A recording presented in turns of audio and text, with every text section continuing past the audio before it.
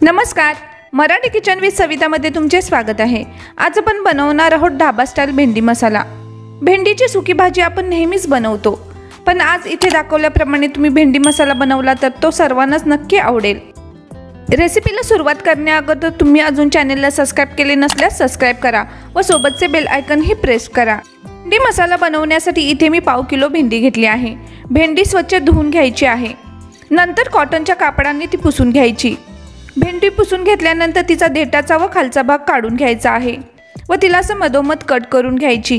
हे बघा, अशी मी भेंडीला कट करून घेतली आहे। भेंडी खूप लांब असेल तर त्याचे 2 तुकडे करून घ्या। मी ही अशीच घेतली आहे। तुमच्या आवडीनुसार ती कट करून घ्या, पण तिला कट द्यायला विसरू नका।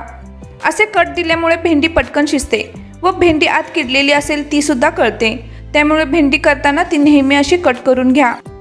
आता ही भेंडी थोडी फ्राय करून घ्यायची आहे। त्यासाठी एका पॅन मध्ये मी 2 मोठे चमचे तेल घेत आहे।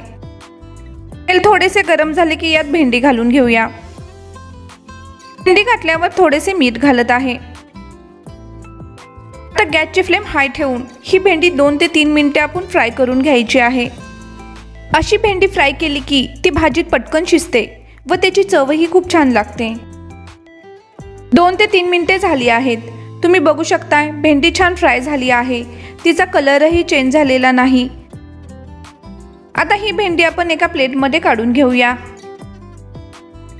भेंडी फ्राय करून झाल्यानंतर त्याच कढईमध्ये भेंडी मसाला बनवण्यासाठी मी आणखीन 2 चमचे तेल घालत आहे। तेल थोडेसे गरम झाले की यात घालूया 1 सुकी मिरची। मिरची अशी मी तोडून टाकली आहे।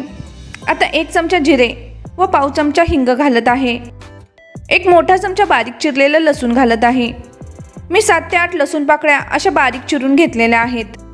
आता मिनिटभर हे परतून घेऊया। लसूण सोनेरी होईपर्यंत परतायचा नाही। लगेचच त्यात 2 मध्यम आकाराचे कांदे बारीक चिरून घेतले आहेत, ते घालूयात। गॅसची फ्लेम मी मीडियम ठेवली आहे। कांदा छान असा परतून घ्यायचा आहे। कांदा परतताना हलका सोनेरी होईपर्यंत परतायचा आहे। कांदा परतताना सतत हलवत परतायचा आहे, म्हणजे तो एकसारखा परतला जातो। तुम्ही बघू शकताय कांद्याचा रंग हलकासा बदलला आहे। आता यात बारीक चिरलेली हिरवी मिरची घालत आहे व 1 मोठा चमचा आलं लसूण पेस्ट घालत आहे। आलं लसणाचा कच्चा वास जाईपर्यंत हे मिनिटभर परतून घेऊया। आलं लसूण घातल्यानंतर आणखीन 2 ते 3 मिनिटे आपण कांदा परतून घेऊया। हे बघा, कांदा असा परतला आहे। इथे मी 2 पिकलेले टोमॅटो बारीक चिरून घेतले आहेत, ते घालत आहेत। टोमॅटो घातल्यावर लगेचच मीठ घालत आहे। मीठ घातल्यामुळे टोमॅटो पटकन सॉफ्ट होतो। तसेच आपण सुरुवातीला भेंडी फ्राय करताना सुद्धा मीठ वापरले आहे, त्यामुळे ते अंदाजानेच वापरा। टोमॅटो चांगला सॉफ्ट होईपर्यंत परतायचा आहे। टोमॅटो परतताना तो चमच्याने मॅश करून घ्यायचा आहे। तुम्ही ते टोमॅटोऐवजी टोमॅटोची प्युरी सुद्धा वापरू शकताय। हे बघा, 3 ते 4 मिनिटात टोमॅटो चांगला सॉफ्ट झाला आहे। आता गॅसची फ्लेम स्लो करायची आहे। आता यात मसाले घालून घेऊया। यात अर्धा चमचा हळद, 1 मोठा चमचा कांदा लसूण मसाला, अर्धा चमचा बेडगी मिरचीची पावडर, 1 चमचा धने पावडर, अर्धा चमचा जिरे पावडर व 1 चमचा कसुरी मेथी घालत आहे।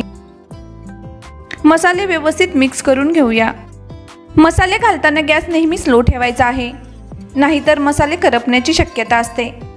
मसाले छान परतून झाले आहेत। मसाले परतून झाले की यात घालूया दही। इथे मी 2 मोठे चमचे दही असे फेटून घेतले आहे, ते इथे मी घालत आहे। दही घातल्यावर गॅस मोठा करायचा आहे, म्हणजे दही फुटत नाही। असे एकसारखे मसाल्यात हलवून एकजीव करून घ्यायचे आहे। 2 मिनिटे मसाले परतून घेऊया। मसाले छान परतले गेले आहेत। आता ग्रेव्ही शिजण्यासाठी इथे मी पाव कप पाणी घालत आहे। हे पुन्हा मिक्स करून घेऊया व त्यावर झाकण ठेवून आणखीन 2 ते 3 मिनिटे हे शिजवून घेऊया। गॅसची फ्लेम मी स्लो ठेवली आहे। 2 मिनिटांनंतर हे झाकण काढून बघूया। ग्रेव्हीला किती छान तेल सुटले आहे। त्याचा रंग सुद्धा खूप छान दिसत आहे। मसाला छान असा शिजला आहे। आता यात फ्राय केलेली भेंडी घालून घेऊया। भेंडी मसाल्यात व्यवस्थित मिक्स करूया। भेंडी आपण सुरुवातीला फ्राय करून घेतली आहे, त्यामुळे ती पटकन मसाल्यांमध्ये शिजते। आता यात पाव चमचा गरम मसाला व थोडी बारीक चिरलेली कोथिंबीर घालूया। गरज वाटल्यास अगदी थोडेसे पाणी घालू शकताय। आता मसाल्यांमध्ये भेंडी व्यवस्थित परतून झाली आहे। आता यावरती झाकण ठेवून स्लो गॅसवरती 5 मिनिटे भेंडी शिजवून घेऊया। आपण मसाल्यांमध्ये दही वापरल्यामुळे त्याचे पाणी सुटते, त्यामुळे भेंडीत जास्तीचे पाणी घालण्याची गरज नाही। 5 मिनिटांनंतर झाकण काढून बघूया। तुम्ही बघू शकताय भेंडी किती छान शिजली आहे। आता यामध्ये बारीक चिरलेली थोडीशी कोथिंबीर घालूया। तुम्ही बघू शकताय ग्रेव्ही किती छान दिसत आहे। ग्रेव्हीला छान तेल सुटले आहे। भेंडी सुद्धा छान शिजली आहे। तर तयार आहे ढाबा स्टाईल भेंडी मसाला। ही भाजी आपण रोटी, नान व चपाती बरोबर खाऊ शकतोय। खूप छान लागते। तुम्हाला आजची रेसिपी कशी वाटली ती कमेंटद्वारे नक्की कळवा। व्हिडिओ आवडल्यास लाईक शेअर करायला विसरू नका। चॅनेलला अजून सबस्क्राईब केले नसल्यास सबस्क्राईब करा व सोबतचे बेल आयकॉनही प्रेस करा।